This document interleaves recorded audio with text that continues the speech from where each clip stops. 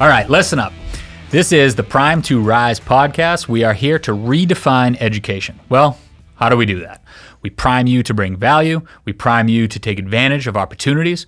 We prime you to rise up the ranks in your career. My name is Ike. I am your host. You can follow me at Don't Tread on Ike on Instagram. We also have my guy Chris here. You can follow him at Shine On. I will tag him in the posts. And of course, we have Ty, the video guy, our producer and beats master. There is one more thing before we dive in. We do have a student loan and budget calculator available on the website. Go check that out at prime2rise.com. That's prime, the number 2, rise.com. Go find out what the return on investment is for your education. Let's dive in. First topic, $100,000. Seems like a lot of money. It's really not, but for whatever reason, that seems to be the benchmark for people's career. If you have a career or a job that makes you six figures, then that's a good career to chase, right?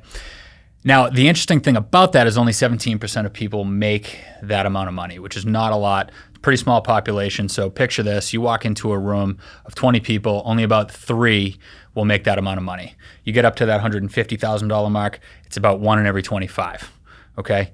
So the question is why is it so difficult for people to make that amount of money? For me, coming from my perspective in the construction, architecture, and engineering industry, everybody should be making that amount of money because I know a lot of stupid, lazy, and incompetent people making that money, and it's purely because of the demand in the market. And what am I here to say? Am I here to tell you that all my colleagues are idiots or that I'm better than everybody? That's not it. What I'm here to say is that there's a tremendous opportunity in those industries, in the construction industry for people. I just don't think they're looking.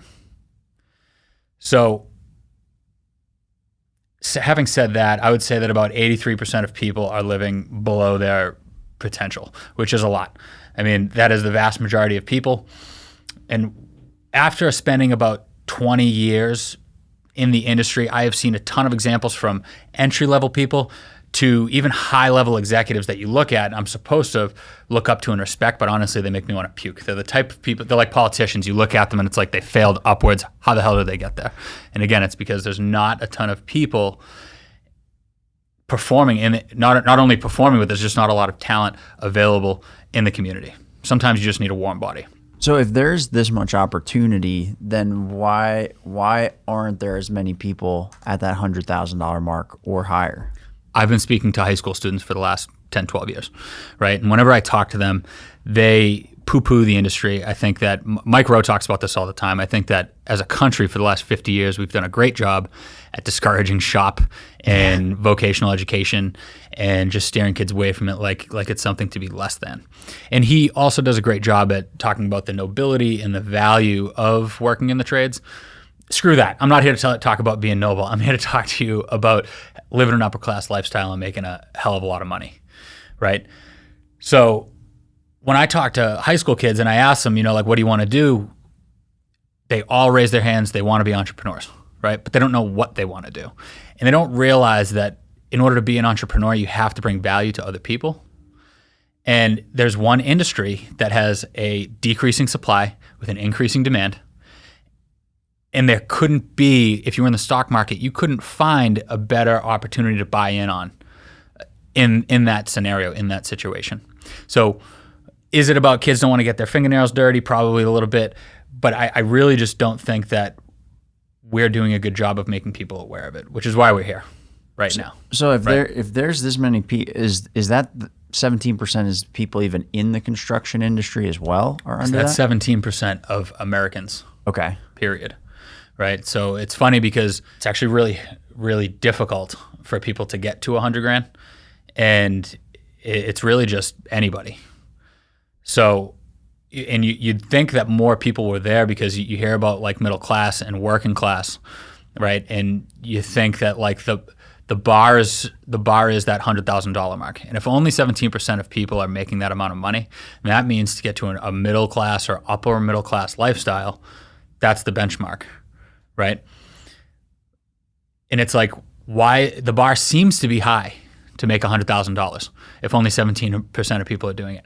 What I'm saying is it's not high. Not in my industry. There's an abundance of opportunity. The bar is really low because I know a ton of people, like I said, that are dumb, lazy, and incompetent, but they have to get paid anyway.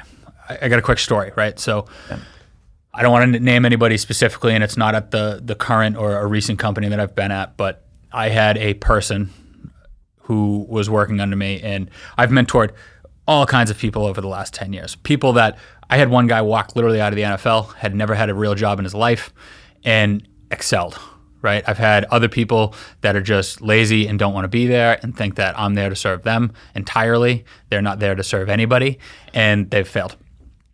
I've also had people that kind of try and want to be there. Maybe they don't have the right mindset, but at the end of the day, no matter how much effort you pour into them, they just don't develop, right?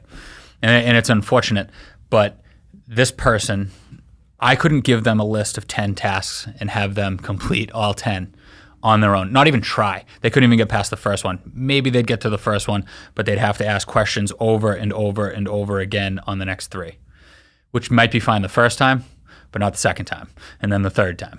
Like, you gotta, as sooner or later, you have to be able to start knocking lists off the task yourself.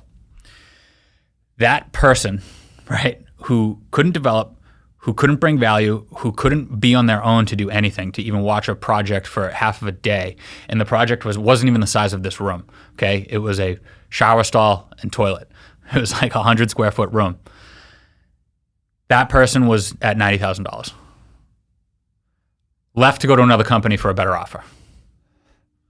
Okay, so when I look, why can 83% of Americans not make $100,000 when I'm seeing useless people make at least that?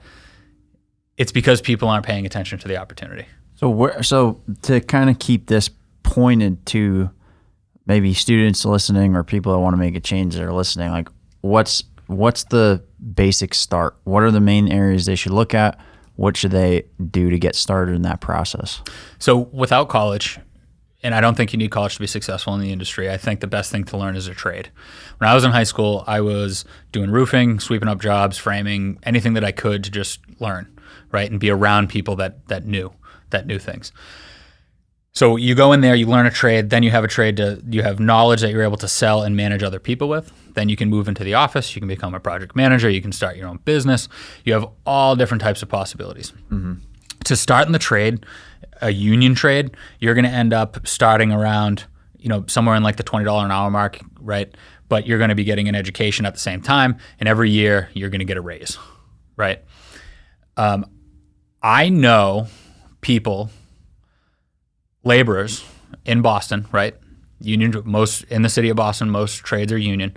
What a laborer is, the laborers union, they are people that for a lot of job sites clean up or maintain the job, right? And I don't want to oversimplify it. I'm going to do a whole nother episode on the value of those people. I have an example of a guy who helped me. He was a labor foreman, and he helped me increase profit on one project to $2 million on a $20 million job, which the average is 5%. The fact that we made $2 million was like incredible, right? Now, he at one point made $130,000 in a year.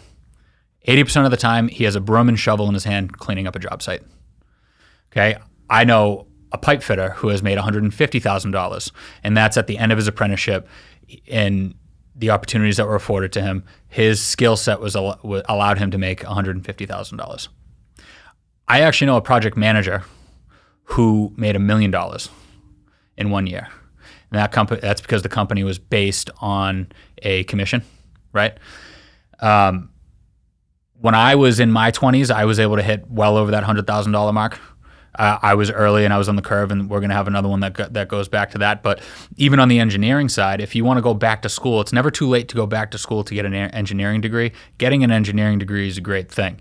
I know somebody who went back at 35 years old because they weren't happy with their career, got a plumbing engineering degree, and at the end of that degree, he was making over $120,000 a year just walking in, right? Now, what other salaries are out there? Because I think a lot of people that are already interested expect to go to school for construction management or engineering and then come out making a certain salary. Now, like the average salary for a college graduate is like 40 grand or something like that, right? Entry level people in New York City right now, walking out, no experience. Hi, how are you? I went to Cornell University, $75,000, and you can't even do a thing. And by the time they hit that 3 or 4 year mark, companies are approaching them with 90, 95. And then if you want to get competitive and you want to keep them and they've been on a few jobs or they've built a resume and they're self-sustainable, they're already at $100,000 at 26, 27 years old. And you have to give it to them, even if they're not like knocking it out of the park. If you want to remain staffed, like people have to give people these salaries.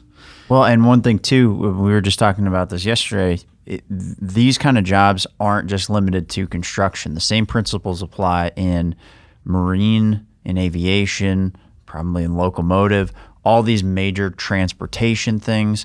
Those kind of things will take you around the world as well. So there's a lot of opportunities there. And we were talking to a guy that runs a marine exhaust engineering and manufacturing company, and the same thing. We can't get enough people in the door. Anybody that's young that wants to come in, even if they're not young, but they want to learn it, they want to do it, they want to get in the mix. He's like, I will put you at every single station in this company so you know how everything works. And then you can write your ticket and you can go wherever you want, either in this company or in the industry. And I agree. And it's the same concept, right? It's like come in, learn the ins and outs, learn how to get your hands on things, how they work, because the more intimate knowledge you have, the better seller you are, the better manager you are, the better entrepreneur you are, right? You don't know how to sell anything if you don't know anything about it. You can't tell people what to do if you don't know anything about what they do. And you can't start a business if you don't know what the hell you're selling, if you don't know what people need, if you don't understand the value of what you're bringing, right? So again, go to college, don't go to college, whatever it is, it's the work experience right outside of there. And if you just show up when you're supposed to, show up from 8 to 5, and you care, because if you care, you're going to try a little bit. People are going to see that. That's going to come across to people. It's going to become apparent to people. If you care enough, people will invest in you, and the return on the investment will come in time. And in this market, it won't take a long time. So just to recap all of this, is a couple of basic things that people can do is, one, show up ready to work, but also show up with the idea that you want to learn, you want to see what's going on. Yes, you want to get paid, but don't make that the primary focus just off the bat. There's a lot of these different trades, the opportunities there, and we'll talk about this in another one, but the amount of people leaving the industry versus replacing it's not there. So if you're new to the industry and you show up with those basics and you show up with a good attitude, like, I don't know, sky's the limit in this case. So the next episode that we're going to do is going to be on population collapse. And again, making that $100,000 salary, like that's just the floor, right? So if you show up for 3 to 4 years and you learn these things, and you're not spending all your time on social media and on your phone, and I know everyone wants to talk about work-life balance right now, right? Like I'm seeing more and more people that don't want to work more than 40 hours, then don't. Just come in, show up when you're supposed to, be on time, stay to the end of the day, stay off your phone, and give a shit. You got 6 figures coming your way in the construction industry, I promise you.